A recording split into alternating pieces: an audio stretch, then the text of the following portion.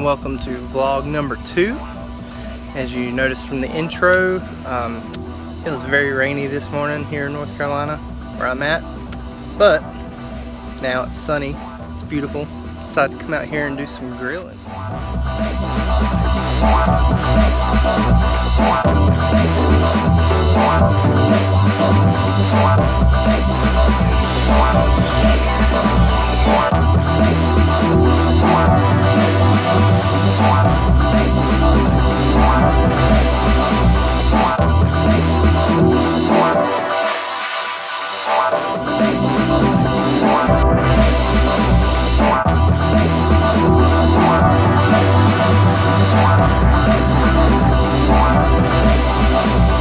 I'm really excited about using this year is more technology in the classroom. Last semester I didn't get to use a whole lot, but now we have a 1-to-1 ratio computer or laptops to student, and we'll be using Google Chromebooks, which is pretty popular, I guess. So I'm excited about using those and learning how to teach with those, using them as a learning tool, not just a supplement necessarily. I guess they are kind of a supplement. I mean, as a teacher, this is not going to be, okay, here's your laptops, now go learn. It's just going to be something to help students engage a little bit more, hopefully, and also a way to track progress and keep up with what students are doing. One of the big things that I want to focus on next week is getting a plan of action, how to arrange the classroom, how to start from scratch. So I'm hoping to really get a lot of input from my cooperating teachers on this, which I think I will because they're pretty awesome. What I want to really work on the first couple weeks is classroom management. Behavior, not just behavior, but how do students do their work? How do you get them to turn the work in on time? How do you keep up with it? How do you track it? And I would love any kind of advice if anyone has any that they can throw my way. I've been reading tons of blogs, watching tons of videos, consulting with my wife because she's got some really good ideas, and just using my prior experience to help me along. So I wanted to give a little more insight into my journey as an educator. I started this process about, I guess, 2 or 3 years ago, and I'm finally coming to completion on this. It's taken me a little while. I started student teaching actually last semester and just ran into some snafus. I actually wrote a blog about it if you'd like to check it out.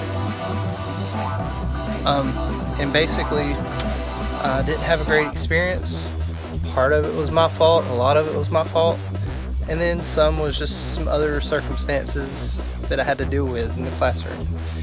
Other than that, it's a learning process. Every failure to me is a learning process.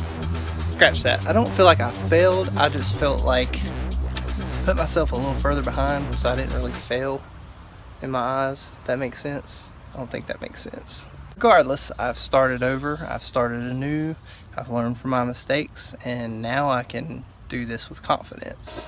So my main message to you, the viewer, the person who is watching this video right now, the person who is sharing this video right now, whatever, wherever you are in life, things are difficult sometimes in life. We all know this.